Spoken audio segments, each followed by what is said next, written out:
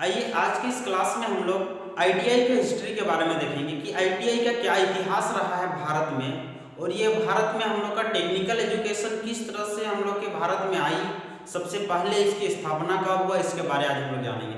तो देखिए, भारत में सबसे पहले टेक्निकल एजुकेशन की अगर बात करेंगे तो ये स्टूडेंट तक नहीं पहुंचा था, यानी ये कहाँ तक सीमित था, टेक्नीशियन यानी वार टेक्नीशियन तक। वार टेक्नीशियन कहने का मतलब ये युद्ध के क्षेत्र में पहले आया था, यानी सेना लोग को जो है टेक्निकल एजुकेशन दिया जाता था।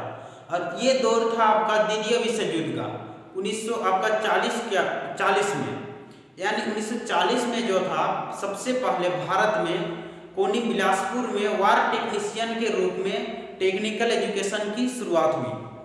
कहने का मतलब हम लोग के देश में अगर हम बात करेंगे, जो टेक्निकल एजुकेशन जो था ये सेना लोग को दिया जाता था, पहले स्टूडेंट तक नहीं आई थी।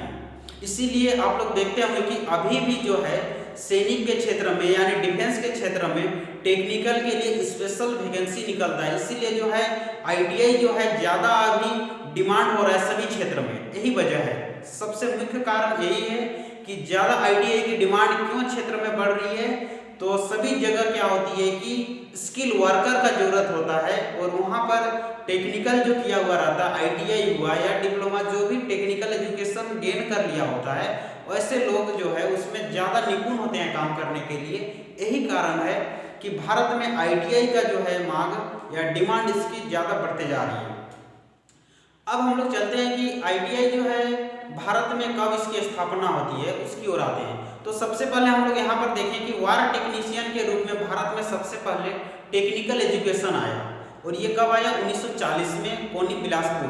उस समय कोनी बिलासपुर जो देख रहे हो ये एमपी पड़ता था, लेकिन अभी वो जगह है छत्तीसगढ़ में पड़ता है। अब आइए उसके बाद हम लोग देखते हैं ये कितना दिन तक चला। ये चला आपका 1946 तक। अब 1946 में क्या किया गया, इसका नाम बदल दिया गया, और इसका नाम बदलकर वोकेशनल ट्रेनिंग स्कीम रखा गया। क्या रखा गया, वोकेशनल ट्रेनिंग स्कीम। अब वोकेशनल ट्रेनिंग स्कीम जो है ये 1950 तक चला।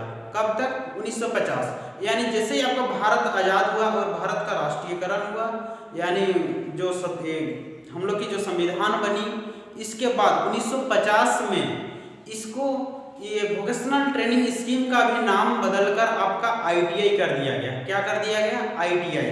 अब यहाँ से मेरा जो आईटीआई की जो स्थापना होती है यानी 1950 में। अब आईटीआई देखा जाए यहाँ पर इसका फुल फॉर्म की अगर बात करेंगे तो इंडस्ट्रियल ट्रेनिंग इंस्टीट्यूट, यानी एक इंडस्ट्री के क्षेत्र में ये आगे बढ़ने लगा।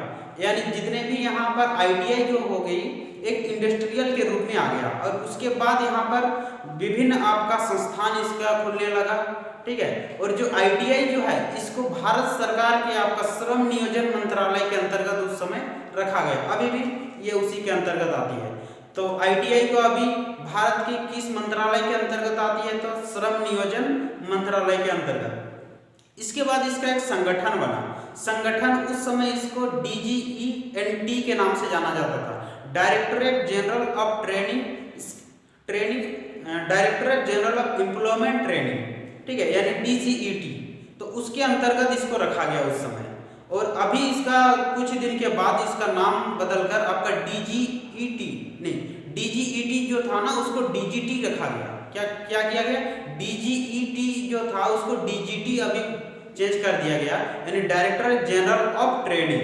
ठीक है, तो इस तरह से जो है आपका भारत में अभी डीजीटी के अंतर्गत हम लोग की आईटीआई आती है, और इसके बाद इसके अंतर्गत और बहुत सारा प्रोग्राम आता है।